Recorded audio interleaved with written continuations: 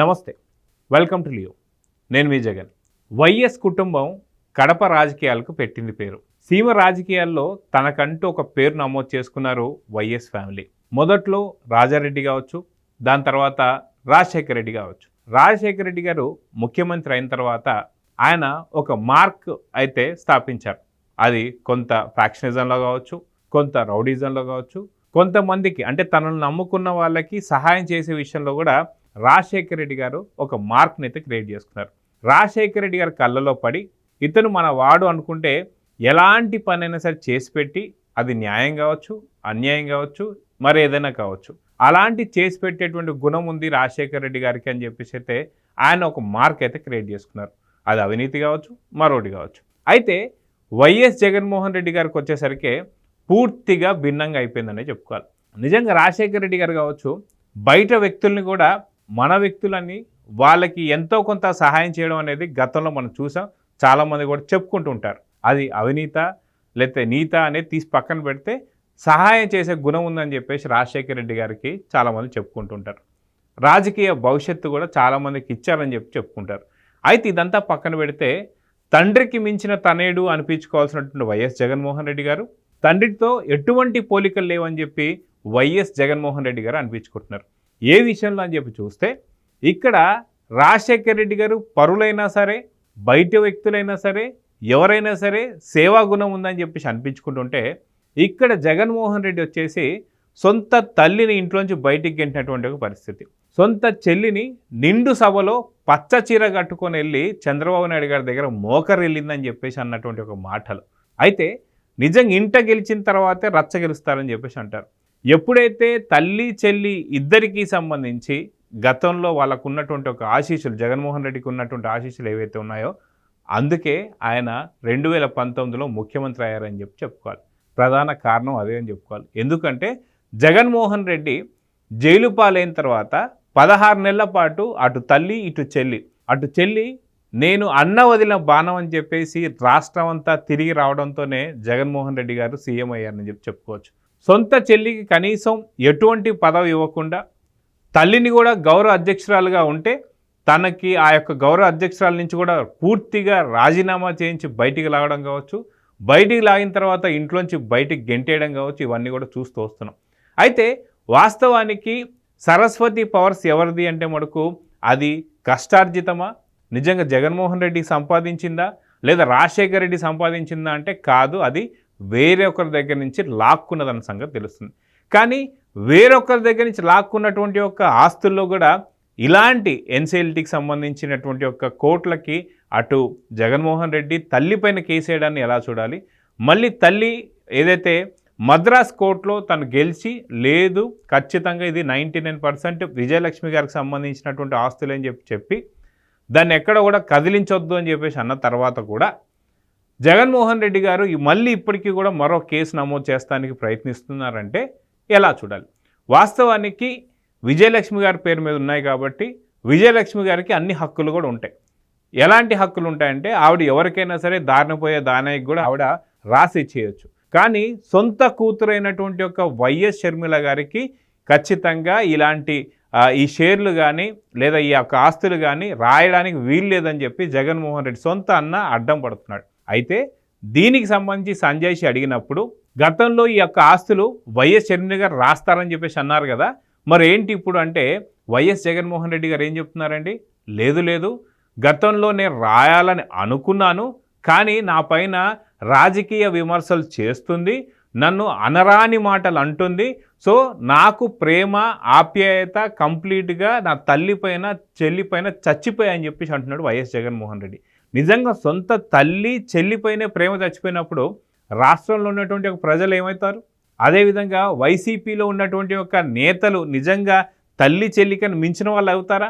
ఆ సొంత ఆత్మ అయినటువంటి ఒక విజయసాయిరెడ్డి గారిని బయటికి గెంటినటువంటి ఒక వైఎస్ జగన్మోహన్ రెడ్డి, సొంత తల్లిని ఇంట్లోంచి బయటికి గెంటేసినటువంటి వైఎస్ జగన్మోహన్ రెడ్డి, సొంత చెల్లిని పసుపు చీర కట్టుకొని చంద్రబాబు నాయుడు గారి దగ్గర మోకరిల్లింది అని చెప్పేసి అంటున్నటువంటి వైఎస్ జగన్మోహన్ రెడ్డి, మరొక బాబాయిని సొంత మనుషులతో చేయించినటువంటి వైఎస్ జగన్మోహన్ రెడ్డి, మరో చెల్లి అనేటువంటి ఒక వైఎస్ సునీత గారు చెప్పులు అలిగేలాగా కోట్లకు తిప్పుతున్నటువంటి వైఎస్ జగన్మోహన్ రెడ్డి, ఇంతమంది కుటుంబ సభ్యులు, అదేవిధంగా భర్తను కోల్పోయినటువంటి ఒక ఎవరైతే పినతల్లి ఉందో సౌభాగ్యమ్మ గారు, ఆవిడికి కూడా కనీసం అపాయింట్మెంట్ ఇచ్చి దగ్గర పిలిచి ఓదార్చలేనటువంటి ఒక జగన్మోహన్ రెడ్డి రాష్ట్రంలో ఉన్నటువంటి ప్రజలందరినీ కూడా ఓదార్చడానికి కావచ్చు, లేదా వాళ్ళకి సహాయం చేస్తానని చెప్పేసి అనడం కావచ్చు.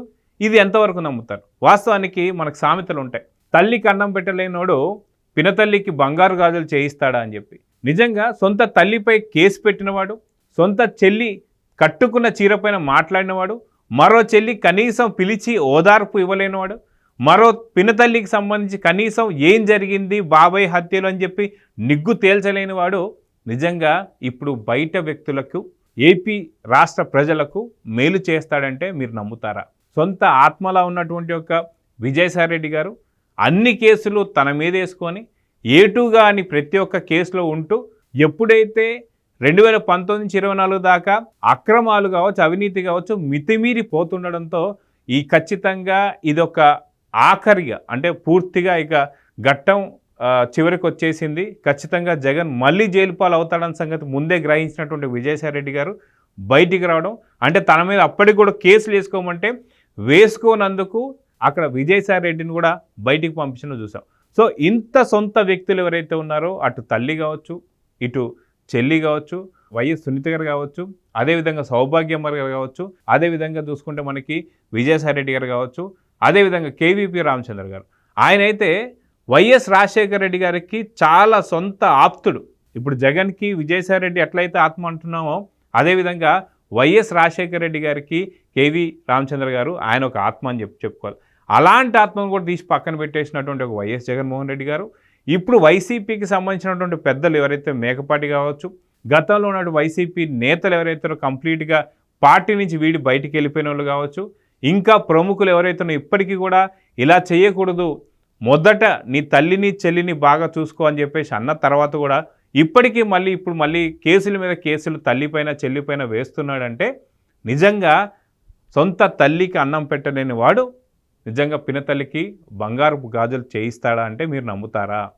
సో వాస్తవానికి ఒకసారి కాదు, రెండుసారి కాదు, రాజకీయాలు ఉన్నప్పుడు కొంత తెలివిగాను, కొంత రాజకీయంగాను, లేదా కొంత ప్రేమ ఆప్యాయత లేకపోయినా నటించాలి. కానీ నేను ఇంతే, నేను ఇలానే ఉంటాను, నా తల్లిని బయటికి గెంటేస్తాను, మా చెల్లి కట్టుకున్నటువంటి చీర గురించి మాట్లాడతాను, మా బాబాయ్ హత్య గురించి నేను నిగ్గు తేల్చను, నా మరో చెల్లి అయినటువంటి ఒక వైఎస్ సునీత గారికి న్యాయం చేయించను, అదేవిధంగా సౌభాగ్యమ్మ గారికి నేను ఓదార్పు చూయించను, అదే విజయసాయిరెడ్డి గారికి సంబంధించి ఆయన చేసినటువంటి ఒక కార్యక్రమాలకి కృతజ్ఞత చూయించను అని చెప్పేసి అన్నవారికి నిజంగా ఏపీ రాష్ట్రంలో ఉన్నటువంటి ప్రజలకు కావచ్చు, లేదా వైసీపీ నేతల్లో చాలామంది జగనన్న జగనన్న అని చెప్పేసి అంటుంటే వాళ్ళకు కూడా ఎప్పుడొకప్పుడు వెన్నుపోటు పొడుస్తాడని చెప్పి కూడా అర్థం అవుతున్నా మిగతా పార్టీల్లో కూడా జాయిన్ చేసుకోలేని పరిస్థితి కాబట్టి ఉంటున్నారు తప్ప జగన్మోహన్ రెడ్డి గారు ఇప్పటికీ ప్రజలతో మాట్లాడుతుంది ఏంటి అంటే రప్పరప్ప అని చెప్పేసి మాట్లాడుతున్నారు. అటు తల్లిని రప్పరప్ప, అటు చెల్లిని రప్పరప్ప, అటు పినతల్లిని రప్పరప్ప, మరో చెల్లిని రప్పరప్ప, అదేవిధంగా విజయసాయిరెడ్డిని రప్పరప్ప, అదేవిధంగా నిన్ను నమ్ముకున్నటువంటి ఒక సీనియర్లు ఎవరైతే ఉన్నారో వాళ్ళని రప్పరప్ప, కొత్తగా పార్టీలోకి వస్తున్నటువంటి వాళ్ళ పైన కూడా నువ్వు రప్పరప్ప. అదేవిధంగా చూసుకుంటే ఇక జగన్ 2.0 ప్రజలందరినీ కూడా రప్పరప్ప అని చెప్పేసి అనాలని చూస్తున్నావు అంటే నీ పార్టీని నమ్మి కనీసం మీ ఇంట్లో ఉన్నటువంటి ఒక 4 ఓట్లు కూడా పడే అవకాశం ఉందా అంటే ఖచ్చితంగా కొంత అనుమానాలు వచ్చేటువంటి ఒక అవకాశం అయితే ఉంది. మొత్తానికి జగన్మోహన్ రెడ్డి గారి పరిస్థితి చూస్తే అటు ఆక్రమించినటువంటి ఒక కంపెనీలైనా సరే, లేదా ఎక్కడి నుంచైనా కబ్జాలు చేసినటువంటి ఒక కంపెనీలైనా సరే, అన్నిటికీ పూర్తి సర్వ హక్కులు వైఎస్ జగన్మోహన్ రెడ్డి గారికే ఉన్నాయని చెప్పేసి అంటే ఇవన్నీ కూడా ప్రజలకు సంబంధించిన కంపెనీలు, ఇదంతా ప్రజాధనం. ప్రజాధనాన్ని పట్టుకొని జగన్మోహన్ రెడ్డి గారు అదేవిధంగా వాళ్ళ కుటుంబ సభ్యులు నావంటే నావే అని చెప్పి కోట్లకు తిరుగుతుంటే ఖచ్చితంగా ప్రజా ఉద్యమం ఇప్పుడు స్టార్ట్ కాబోతుంది. ఖచ్చితంగా ప్రజలందరూ కూడా మేలుకోబోతున్నారు. అసలుకి ఎవరిది సరస్వతి పవర్స్ కావచ్చు, అసలుకి డొల్ల కంపెనీలు పెట్టి 43,000 కోట్లు ఏదైతే ఉందో అవే కాకుండా 2019 నుంచి 24 దాకా కొన్ని లక్షల కోట్లు వెనకేసుకున్నటువంటి వైఎస్ జగన్మోహన్ రెడ్డి గారి యొక్క విపరీతమైన బుద్ధి చూసి ఖచ్చితంగా ఇప్పుడు ఏపీ ప్రజలందరూ కూడా తిరగబడడానికి రెడీగా ఉన్నారు. మీరు ఏదైతే ప్రజాధనాన్ని దోచుకోవడమే కాకుండా ఆ దోచుకున్న దాన్ని బహిరంగంగా బయటకు వచ్చి ఇది నాదే అంటే నాదే అని చెప్పి కొట్లాడే ఏదైతే ఉందో ఖచ్చితంగా ప్రజల్లో చైతన్యం అయితే వచ్చింది. వీటిపైన ప్రజలు ఇప్పుడు ఖచ్చితంగా ఇది మావి అని చెప్పి లాక్కునే అవకాశం అతి తొందరలో ఉంది. సో జగన్మోహన్ రెడ్డి గారు ఖచ్చితంగా ఇంట గెలిచి రచ్చ గెలిస్తే బాగుండేది. కానీ ఇంట్లో ఉన్న వాళ్ళందరినీ బయటికి గెంటి రచ్చ గెలవాలని చెప్పి చూస్తే ఏమైందో 2024 ఫలితాలు చూసాం.